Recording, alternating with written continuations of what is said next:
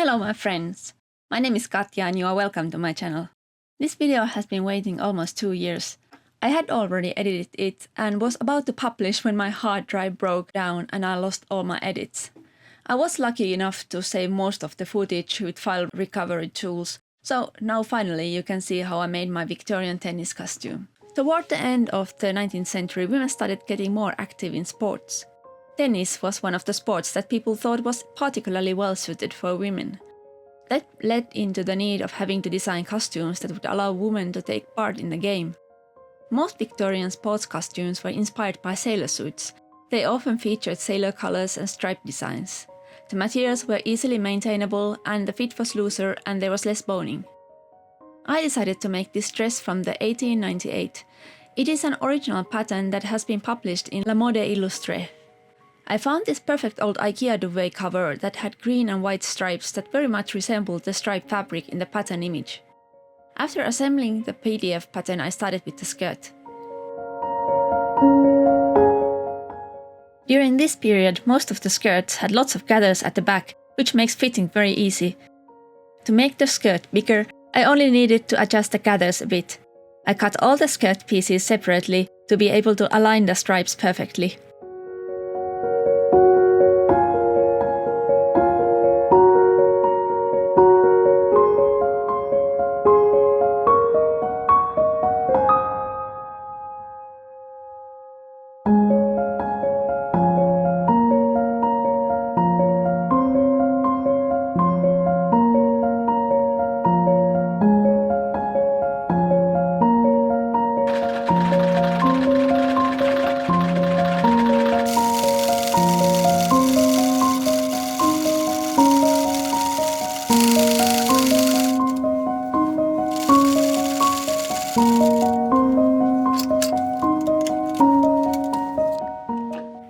Now, look at this pattern matching. I'm so proud of it. The back of the skirt has a slit and a placket that closes with hooks and eyes. And the skirt needs a pocket. I fastened the pocket to the waistband with a ribbon that supports the weight of the pocket.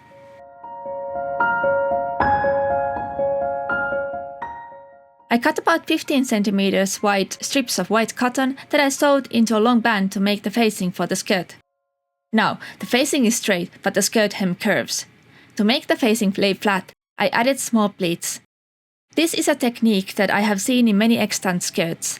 The position of the pleats doesn't really matter, whatever works is fine.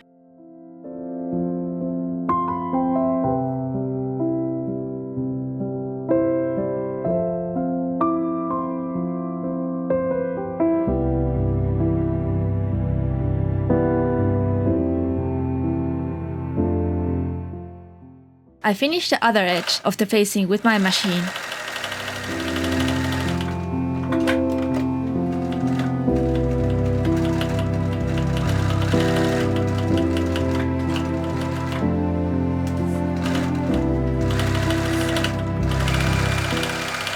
Then I hide the facing seam by sewing on a green ribbon.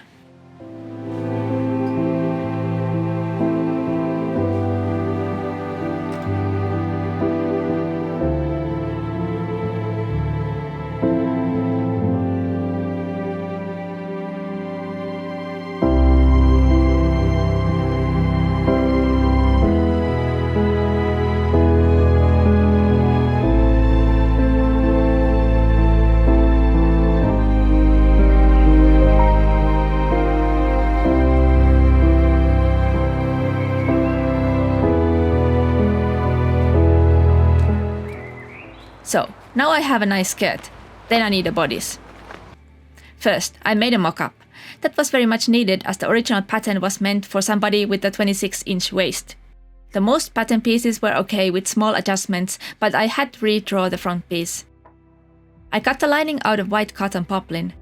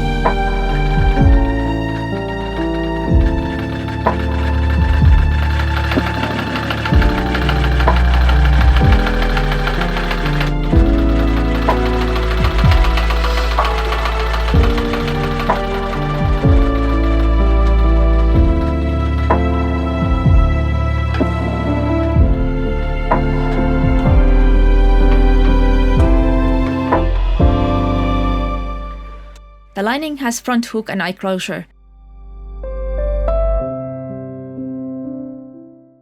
Here is the back and the front lining before they are sewn together. The lining is covered with a bolero jacket that also has a separate lining. This is actually a fake jacket, as it is sewn together with the lining at armholes. Now, to cover the ugly hook and eye closure at the bodice front, we are adding a fake blouse front. I cut the lining part of the fake front out of this thin muslin.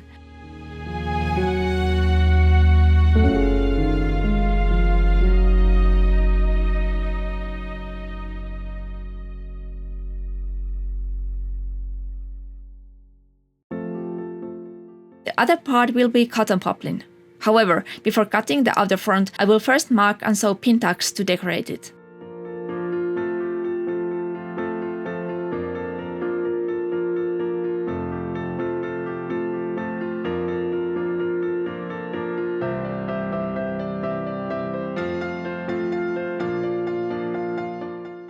After sewing the fronts together, I select some nice pearl patterns for decoration.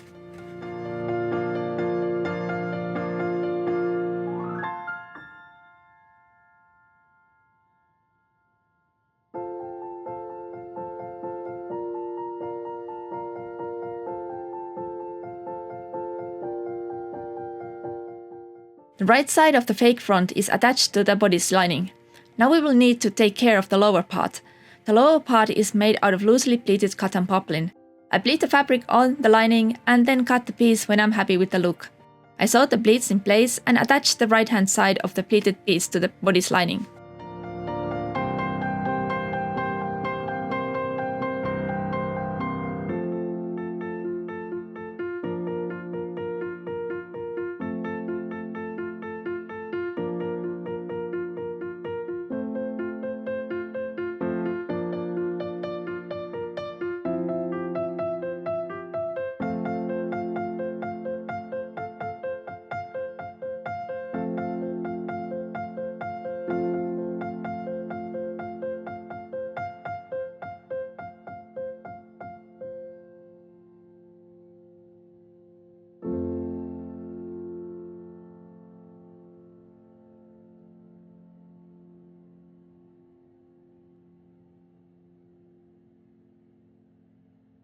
After attaching the collar to the right hand side bodice neckline, I can try the bodice on.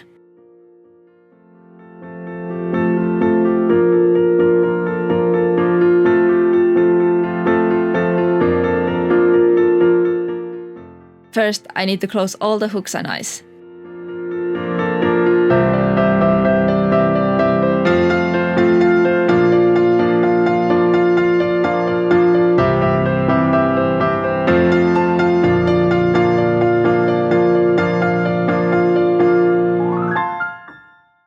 Then I close the snaps that attach the fake blouse front to the left hand side.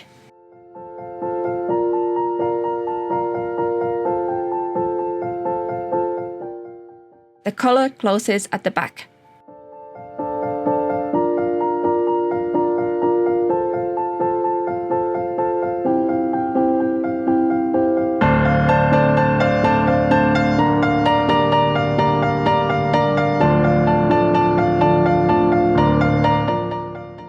The upper sleeve of the 1898 sleeve pattern has a quite peculiar shape. First I cut the pieces out of both the striped outer fabric and the lining.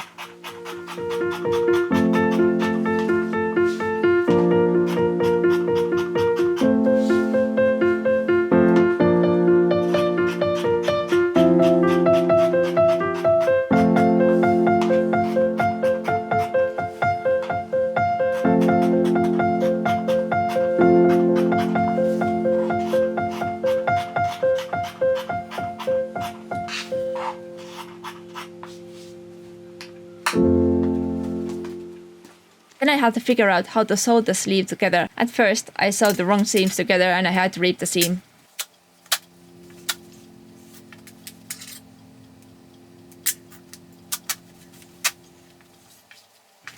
Now it makes more sense.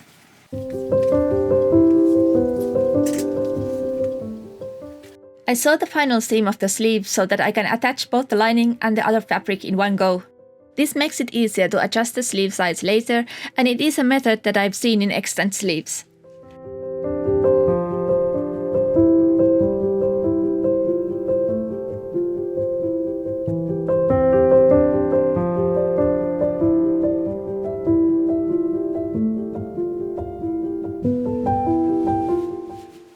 The sleeve looks pretty good. Next, I will tackle the sailor collar. The collar is made out of white cotton poplin. I sew the other edge and trim and notch the seam allowance to reduce bulk.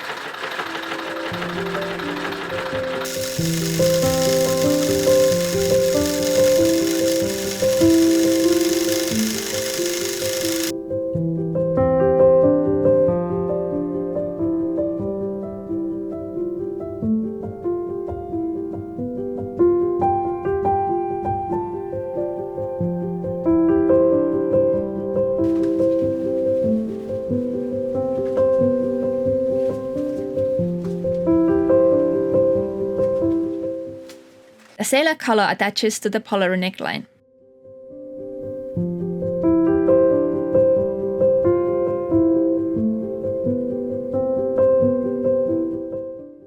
To hide the seam allowance, I cover it with bias cut band that I cut out of the same fabric. This is better done by hand. The bodice lining and the fake blouse edges are covered with bias tape. The bias tape also creates a channel for a ribbon that can be used to gather the lower edge of the fake blouse front.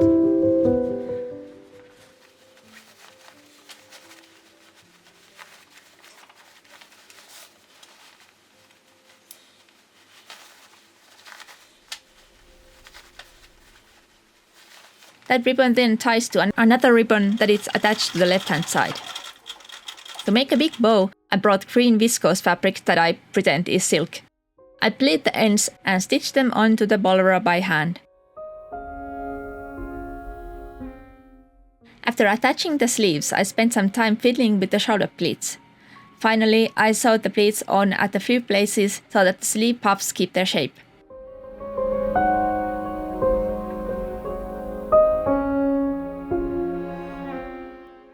The sailor collar needs its stripe. I narrowed down some green ready-made bias tape and attached it onto the collar edge.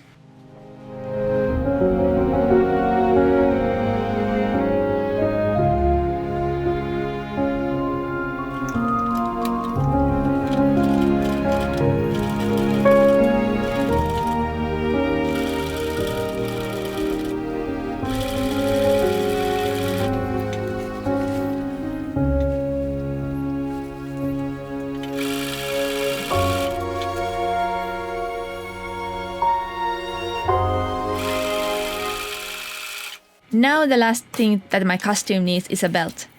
I made the pattern by myself by wrapping a piece of paper around my waist. Then I cut the shape out of hair canvas. Now I mark the position of bones. Without bones, the belt would collapse and it wouldn't look nice at all.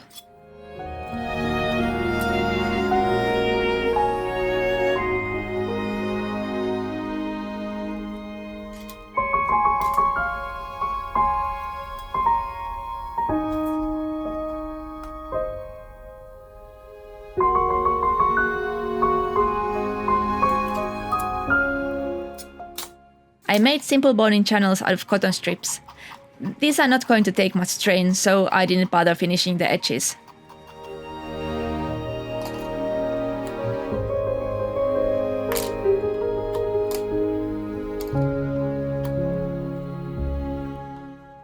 Let's add the bones.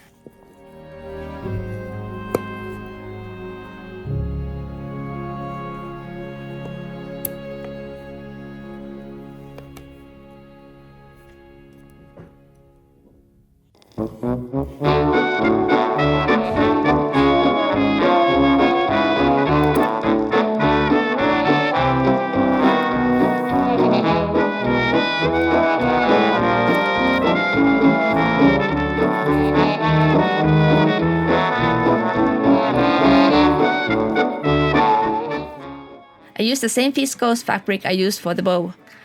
I'm cutting the belt piece in bias to be able to fit this piece onto my curvy pattern. However, here I realized that my green fabric piece is way too narrow. Also, I really don't have enough fabric to cut a piece big enough. But, like people always say, piecing is period.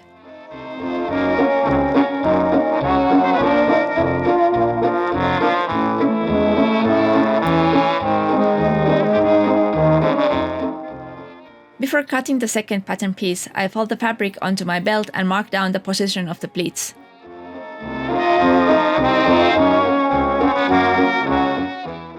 Then I make a paper pattern.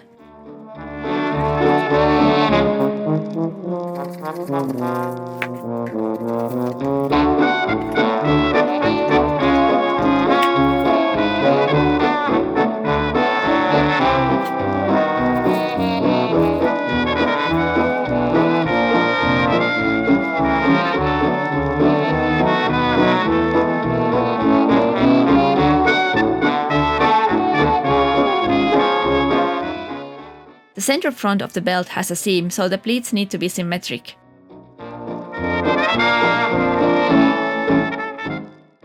Now it is just pleating. I finished the wrong side with cotton fabric and added hooks and eyes.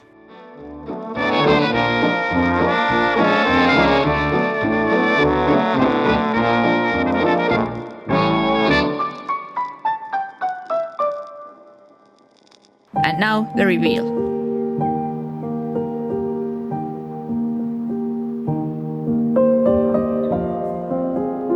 Thank you so much for watching. I'm sorry that I didn't have footage of all the stages of construction. I may have filmed them originally, but those files got destroyed and I wasn't able to recover them. Spring is finally here and my brain is buzzing from all the fun projects for the spring and summer. So if you like this video, be sure to subscribe to my channel. See you soon in another video. Bye!